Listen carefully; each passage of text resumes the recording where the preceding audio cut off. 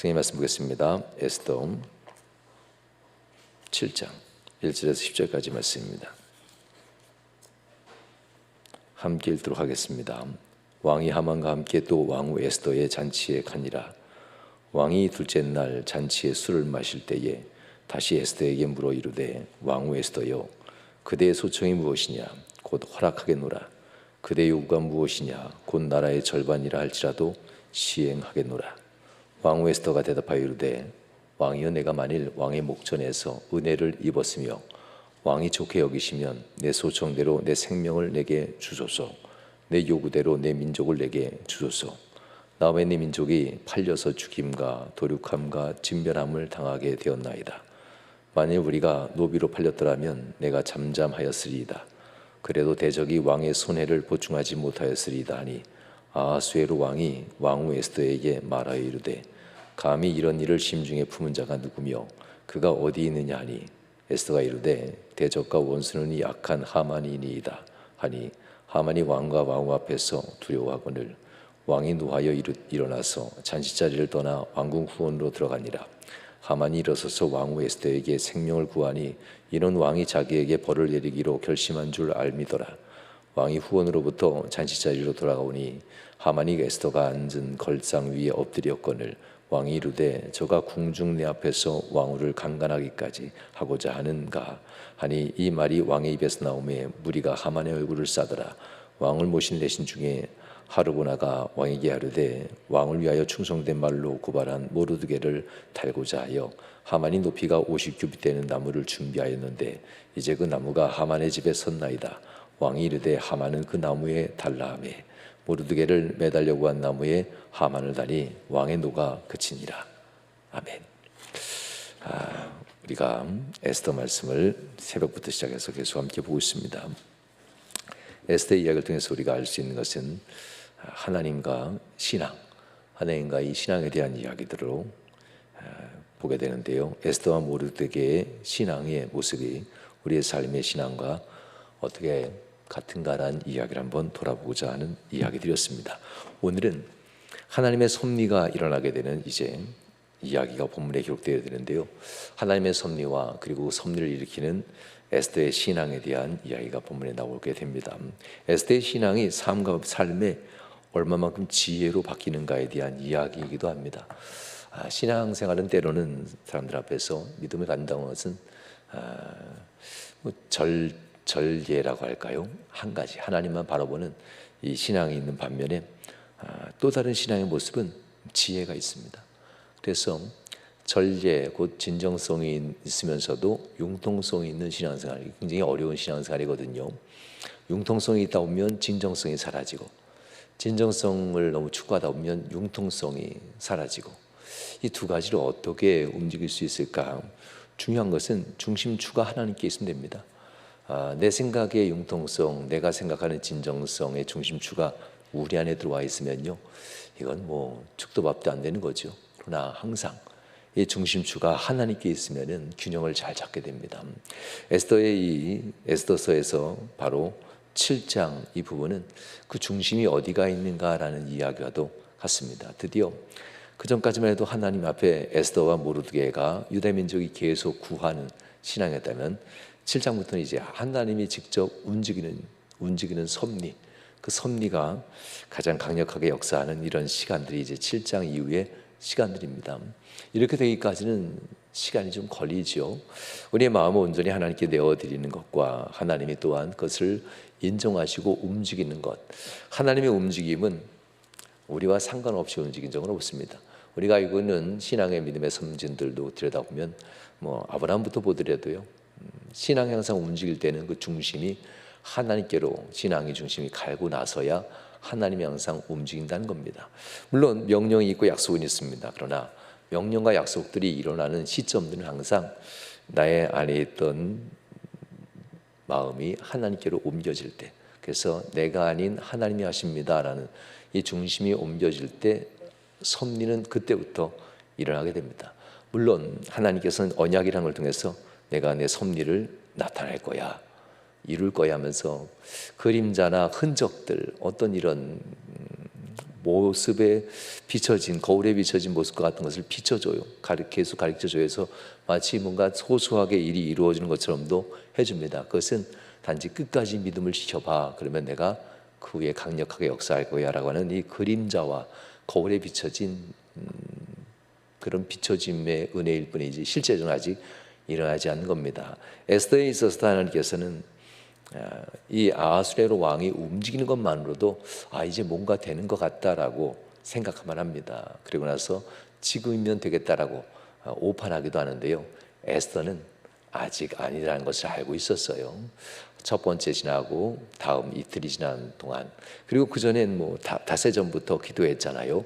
3일 동안 금식하면서 하나님 앞에 나가는 시간들, 이 과정들 속에서 하나님이 움직이는 시점들이 있는데 에스더는 아직 우리를 더 하나님이 다뤄보시는구나 라는 것을 에스더는 정확하게 간파하고 있었습니다. 그래서 아하수에로 왕이 첫 번째 내가 원하는 것이 무엇이냐 하면서 아하수에로 왕이 그 마음의 충심을 다해서 사랑을 표시하죠. 많은 왕비가 있었지만 후궁들도 꽤 많았을 거 아닙니까? 한 달 동안 에스더를 찾지 않은 왕입니다. 다른 많은 후궁들과 더불어서 사랑의 모습을 가졌다는 거지요. 에스더가 생각하는 것도 자기보다 훨씬 더 아름다운 여인들, 7년이라는 세월이 이제 5년에서 7년의 세월을 흘렸으니까요. 많은 지혜로운 여인들, 더 나은 여인들을 후궁으로 들였고, 단지 에스더는 이제 왕비일 뿐이니까요. 왕비라는 위치가 있었지 아름다움에 있어서는 다른 빈들이 더 많이 들어왔을 겁니다. 그럼에도 불구하고 에스더에게 하나님께서는 더 아름다움을 준 것이 아니라 아하수에로 왕이 에스더를 더 아름답게 보도록 만드는 시점들이 있었잖아요. 이쯤에서 에스더는 내가 아름다운 것이 아니라 하나님이 아하수에로 왕을 움직이고 있구나, 이걸 에스더는 깨닫고 있었어요. 그러면 바로 하나님 앞에서 응답받았다 섣부르게 움직이지 않습니다.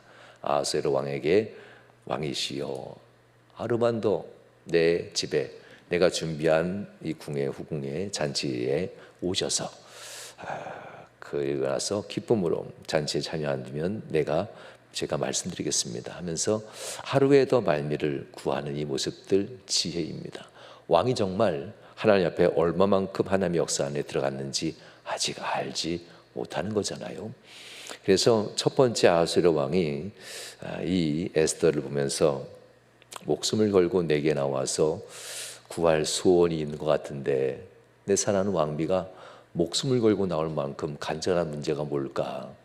아하수에로 왕의 움직이시니 하나님, 이 마음을 움직이니 하나님에 대한 감사가 있었죠. 에스더는. 그래서 하룻밤 더 내가 하나님 앞에 더 기도하고 간구하고 엎드리고 아마 밤새워 통곡하며 기도했을지 모릅니다. 아하수에로 왕이 움직이긴 했지만 정말 움직일 것인가? 하나님의 역사인 건 아니지만 하나님 정말 역사하실 겁니까? 의심이 아니었습니다. 에스더가 아직 준비가 되지 않았어요. 아하수에로 왕을 하나님이 강권하여서 움직이는 것이 아니라 철저하게 아하수에로 왕에게 얘기하죠. 에스더야, 네 소원이 뭐냐? 에스더를 통해서 움직이려고 하는 하나님의 역사를 보고 있는 겁니다. 만약 다니엘 시대의 왕에게 나타나서 다니엘 그 왕에게 벽에 하나님의 글씨를 쓰듯 하나님이 직접적으로 꿈에 보여줬다면 무서워서라도 움직일 겁니다. 그러나 아하수에로 왕에게는 깨달음을 주지 않았어요. 너의 악독한 행위가 한 민족을 말살함에 있어서도 아무렇지도 않게 인장을 내주고 한 민족을 말살하는 걸 허락했던 악독한 너의 행위, 이걸 좀 하나님이 가르쳐주면 얼마나 좋았겠어요. 그럼 멈출 수 있는 방법을 아하수에로 왕이 직접 했을 겁니다. 그런데 하나님은 아하수에로 왕에게 가르쳐주지 않았어요. 그가 얼마나 악독한지도 하나님은 직접적으로 아하수에로 왕이 회개하는 것에 대해서 하나님은 원하지도 않았고요. 이런 의미에서 하나님이 결국 에스더를 나를 통해서 이 일을 바꾸어 가시려는구나. 에스더는 이걸 알았기 때문에 하룻밤도 기도하기로 작정합니다. 하나님 앞에 기도하고 또 기도하고 이 앞으로 11달이라는 세월 동안 있을 많은 일들, 지금 바꾸어도 하만이 제거되지 않는 이상, 하만의 일당들이 제거되지 않는 이상 앞으로 12개월 동안 왕이 반포한 조선은 바꿀 수가 없어요. 11개월 뒤에 유다인들은 죽임을 당하게 돼요. 이건 하만이 죽어도 마찬가지예요. 하만의 권력을 따르는 사람이 죽어도 역시 왕의 조서가 이미 전국 127도에 내려졌기 때문에 그 조서대로 마지막 달, 우리가 나라로 얘기하면 12월 달이죠. 마지막 달 13일에 유대인들을 다 죽여라 라는 이 조서는 그냥 유효합니다. 이걸 없애지는 않습니다. 그러니 하만과 그의 일당들이 죽고 나서 새롭게 조서를 꾸며서 유대인들이 살 방법을 찾아야 되는데 이 마지막 기회입니다. 나라의 절반이라도 너에게 주겠다라고 했던 이 아하수에로 왕에게 내가 뭐라고 얘기해야 내 민족들을 살릴 수 있겠는가라는 겁니다. 그래서 신앙의 이 진정성, 절개, 지조 같은 신앙이 과연 세상 사람들 앞에서 어떻게 지혜, 융통성 있게 그들의 마음을 움직일 수 있겠는가? 이 부분이 이제 본문의 말씀입니다. 우리는 바울과 같은 믿음의 선진들 사도행전을 보면서 세상과 타협하지 않냐고 복음이라면 목숨 걸었던 사람들을 참 많이 봤잖아요. 물론 그렇게도 살 수 있을 거예요.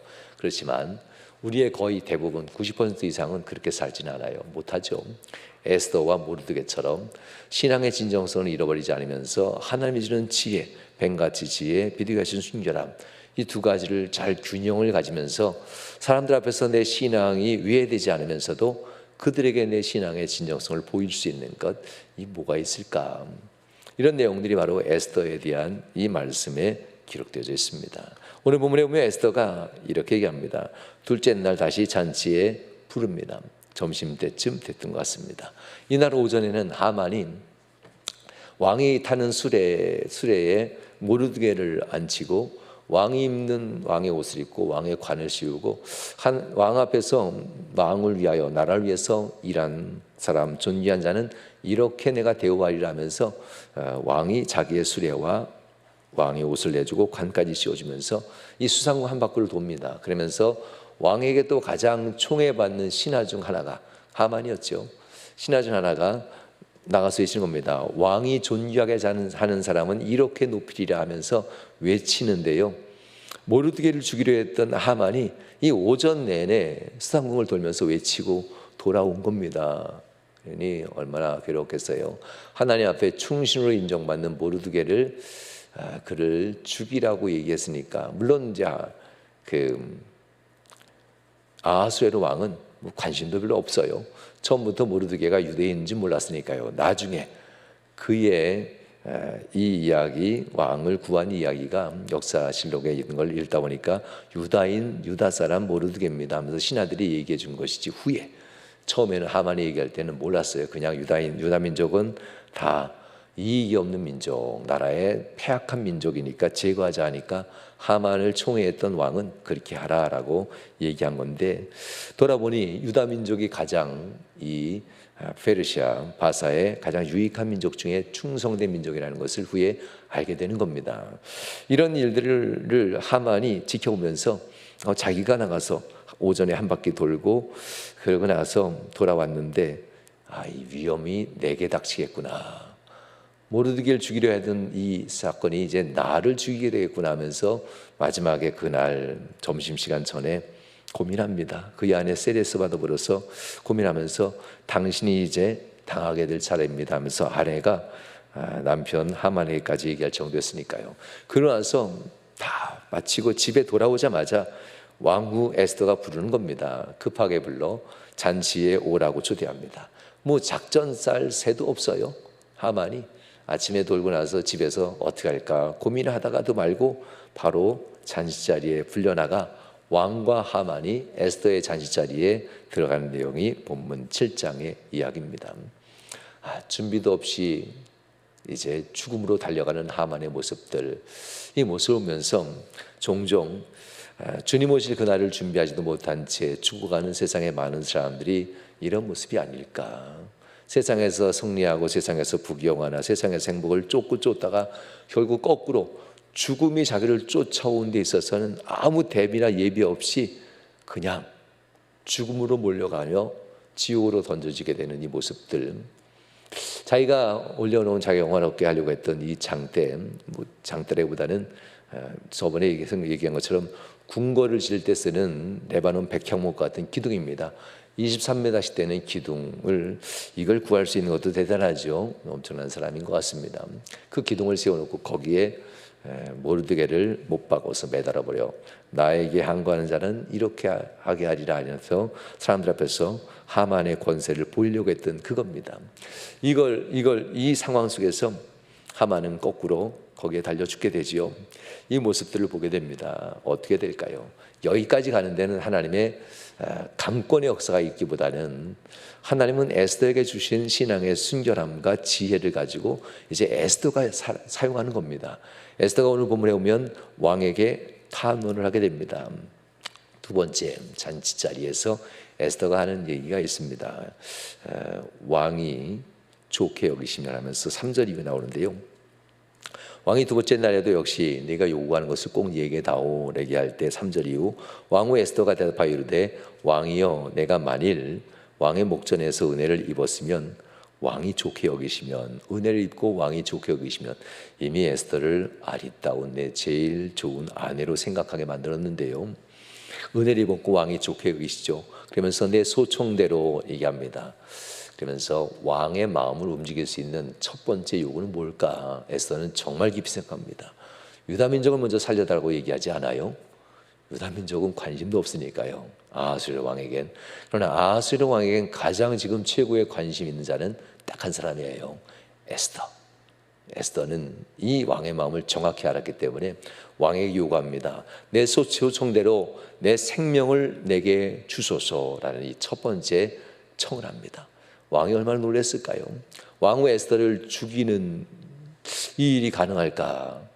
내가 죽이라고 명령한 적이 없는데 에스더는 왜 자기를 죽이라고 명령한 것처럼 얘기할까? 그러면서 내 생명을 내게 주소서라는 이 첫 번째 요구를 합니다.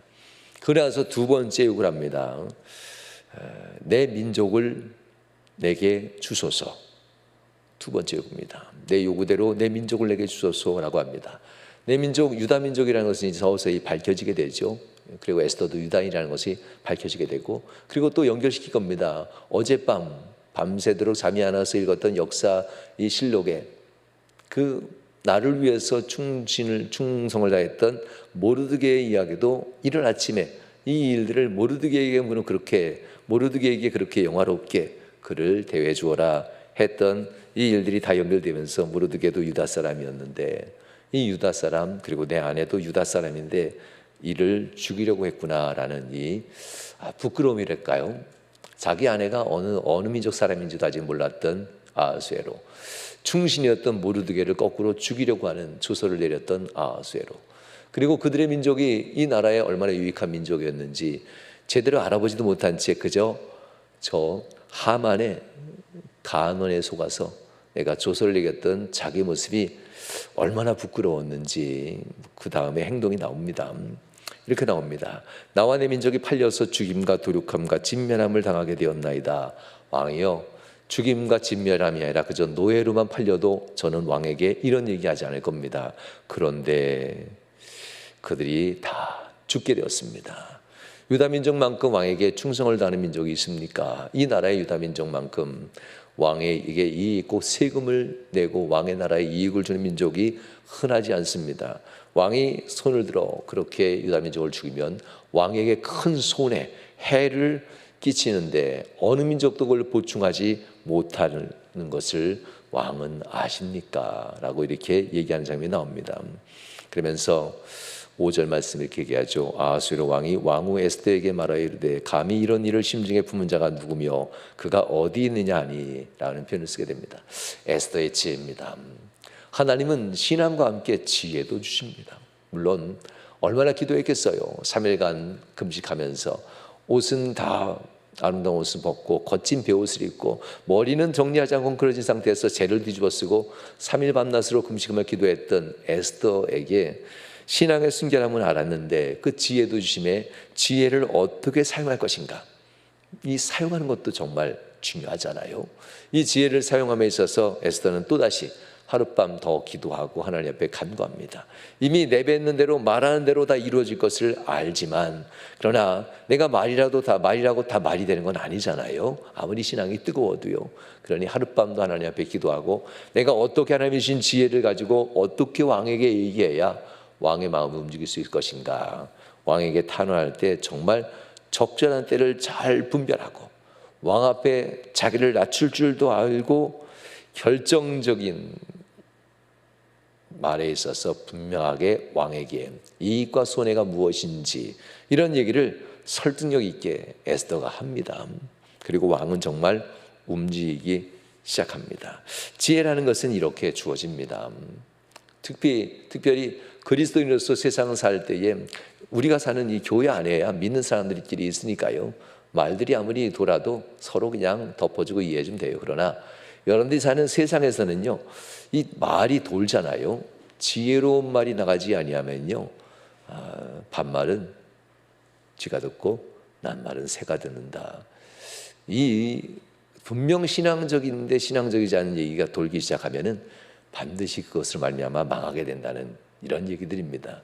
에스더는 그럼 어떻게 해야 되나? 순결한 신앙이 있고 하나님의 지혜도 있는데, 그런데 하나님께서는 에스더와 같은 사람 한 사람 더 기억하죠. 우리는 창세기에 나왔던 요셉에게도 하나님께서는 지혜를 주시고 에스더에게도 지혜를 주면서 그에게 나가는 말들이 헛된 말이 아니었어요. 정말 보배롭고 존귀한 말들이었는데 그들이 어느 날 갑자기 내뱉는 말들이 다 된 것은 아니에요. 때로는 7년, 5년, 3년 요셉이 감옥에서 있었던 시간들이잖아요. 얼마나 기다리면서 기도했겠습니까?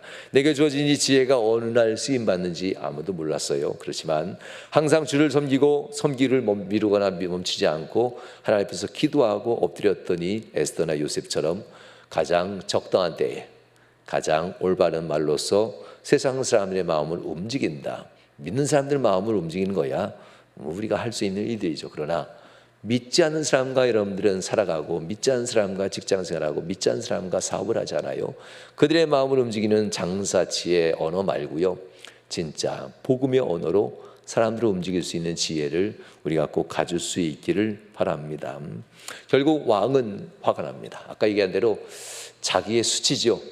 가장 충성스러운 유다민족을 내가 죽이려고 했던 나의 지혜롭지 못한 이 판단들, 그리고 더군다나 나의 사랑하는 아내가 유다민족인데 내 아내를 내가 죽이려고 조서를 썼으니 이에 대한 아내에 대한 부끄러움, 미안하잖아요.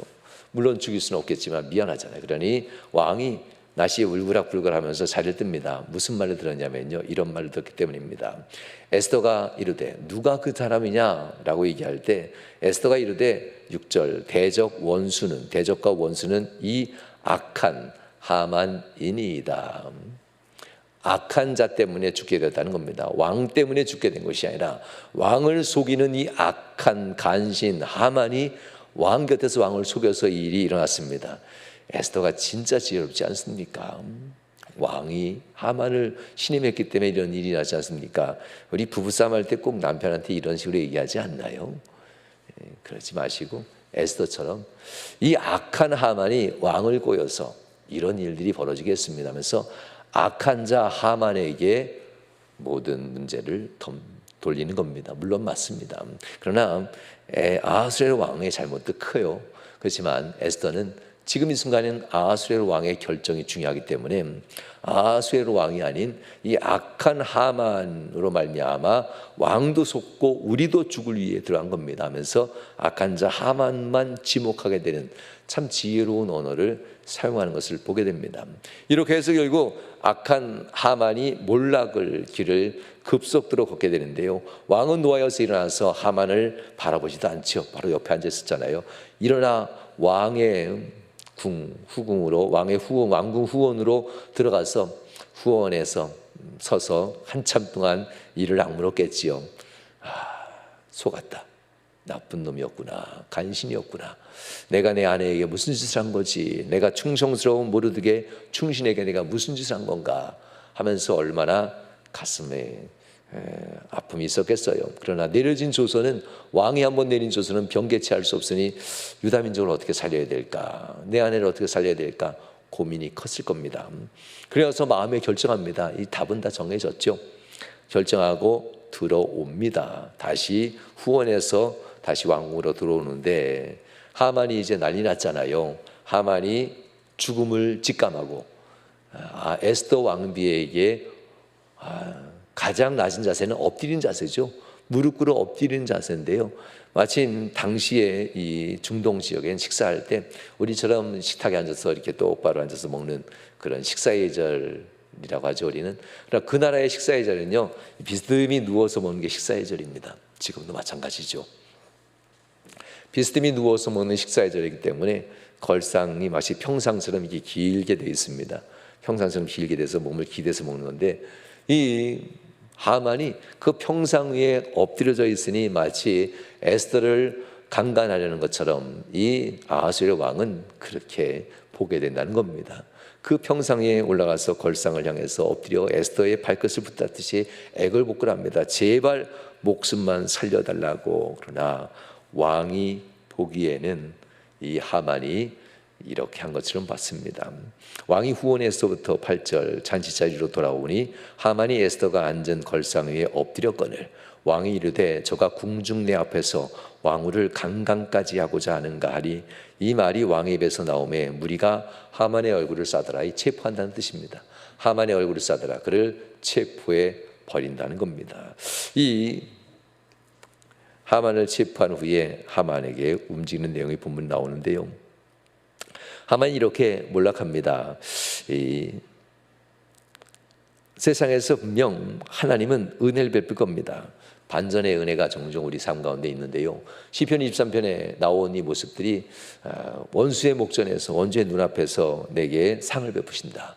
물론 원수가 훨씬 더 권세 있고 높은 자였지만 하나님이 믿는 자에겐 그를 낮추시고 믿는 자를 올리신 후에 원수 앞에서, 눈앞에서 내게 상을 베푸시고 내 안에 내 잔에 기름을 부으시고 나를 높인 왕으로 삼아준다는 이런 얘기가 시편 23편 말씀이죠.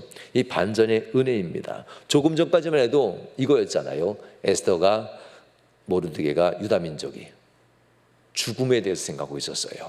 죽음을 두려워하고 있었고요. 그리고 하만은 이제 저들을 죽이고 내가 높아질 생각만 하고 있었어요. 그런데 이 짧은 시간에 바뀌어요. 아주 짧은 시간이죠. 잠깐의 시간에 조금 전까지만 해도 그렇게 죽을 생각은 에스더가, 죽음에 대한 생각은 에스더가 하고 있었고 하만은 승리의 생각이 있었는데 순간 바뀌면서 지금은 하만이 죽음에 대한 생각을 하고 에스더는 승리를 직감하게 된다는 이런 얘기가 본문의 말씀입니다. 성도 여러분, 하나님은 그런 분입니다. 중요한 것은 우리의 믿음의 중심이 내 중심에 있으면 안 되고 하나님께 가야만 신앙의 순결함과 지혜가 균형을 잡고 승리를 이끌어 갑니다. 그러므로 종종 내가 생각했던 경험이나 내가 생각하고 있던 나의 지혜가 때로는 잣대가 되지 않기를 정말 조심해야만 합니다. 에스더가 이렇게 하나님 중심으로 엎드려 기도하고 하나님 중심으로 나아갈 때 결국 교만한 자가 엎드려졌고 죽을 위험에 있었던 유대 민족은 다시 살아나게 되었다라는 이런 얘기입니다. 에스더 앞에 결국 하만은 벌벌 떨면서 살려달라고 애걸복걸하는 장면들이 본문의 말씀입니다. 더 하만이 불쌍한 것은 이게 아니에요. 진짜는 여기에 있습니다. 9절 말씀, 체포된 이 하만 앞에 하만을 두고 왕에게 왕의 충복이 얘기합니다. 충성된 말로 얘기하는데요. 이렇게 얘기합니다. 왕을 모신 내시 중에 하르보나가 왕에게 아뢰되 왕을 위하여 충성된 말로 고발한 모르드게를 달고자 하여 하만이 높이가 50규빗 23m입니다. 50규빗 되는 나무를 준비하였는데 이제 그 나무가 하만의 집에 섰나이다. 왕이 이르되 하만을 그 나무에 달라 라고 합니다. 모르드게가 아니라 하만을 그 나무에 달아서 왕에게 간신으로 이런 역사를 하고 유대인들을 죽이려 하는 사람은 이렇게 내가 다루리라 하는 것을 보인다는 겁니다. 모르드게를 매달려고 한 나무에 하만을 다니 왕의 노가 그치니라.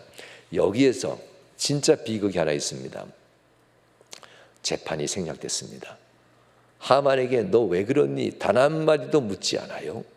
어느 누구도 하만을 긍휼한 마음으로 보는 자가 없어요. 불쌍한 눈으로 보지도 않아요. 이 부분을 놓고 우리는 종종 종말의 때가 이렇게 온다라고 얘기합니다.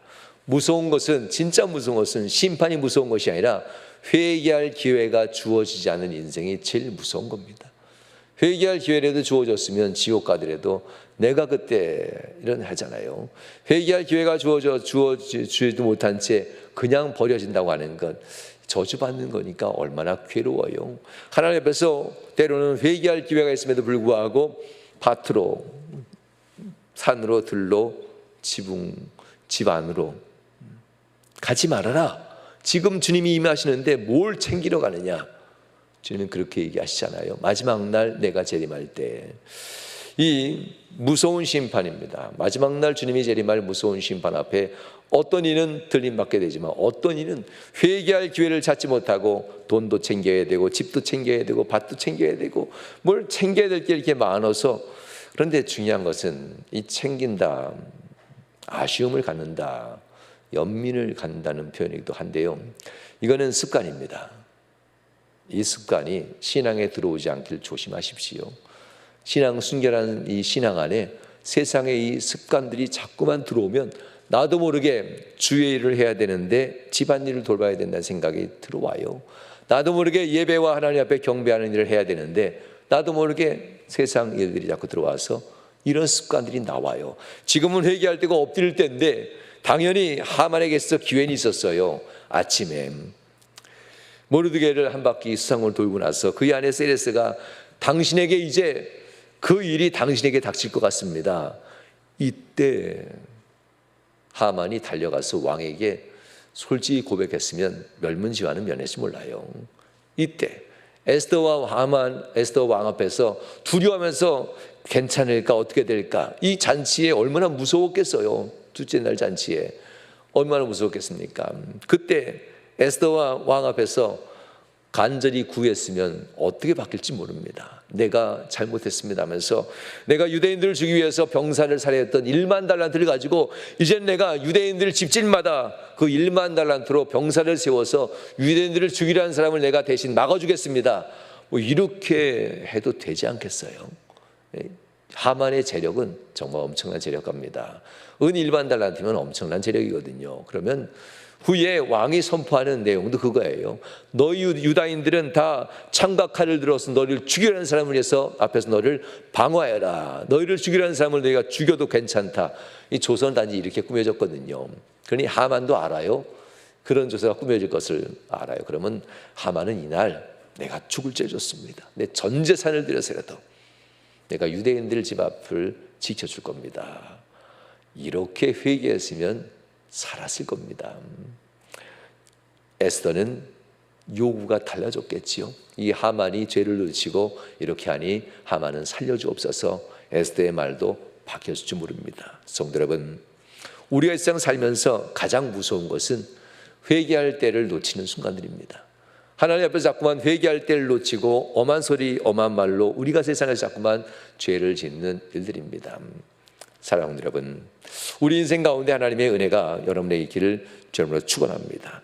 주께서 갑자기 이 땅에 오시는 것 마치 하만이 갑자기 이 일이 닥치는 듯하지만 하만에게도 기회는 분명 있었다는 사실, 우리가 갑자기 닥치면 얼마나 놀라겠습니까? 갑자기 닥치기 전에 세상의 습관들이 여러분의 믿음 안으로 들어오지 않도록 항상 믿음에 결정하면 믿음이 먼저 가야 되는데 세상의 습관들의 발목을 잡고 있다면 정말 조심해야만 합니다. 믿음이 항상 결단하면서 한 걸음만 더 가도 발목 잡히는 일이 없어요. 갈까 말까 하니까 발목을 잡히는 거니까요. 하만이 그렇게 발목을 잡혀서 결국 자기 꾀에 자기가 빠져서 하만은 회개할 기회도 놓친 채 죽임당하고 말았다는 이 이야기들, 오늘이나 내일인 그날이 올 것이라는 긴장감을 가지고 날마다 주님과 함께 동행하면서 살아가는 저와 여러분 될 수 있길 주님으로 축원합니다. 이 시간 1분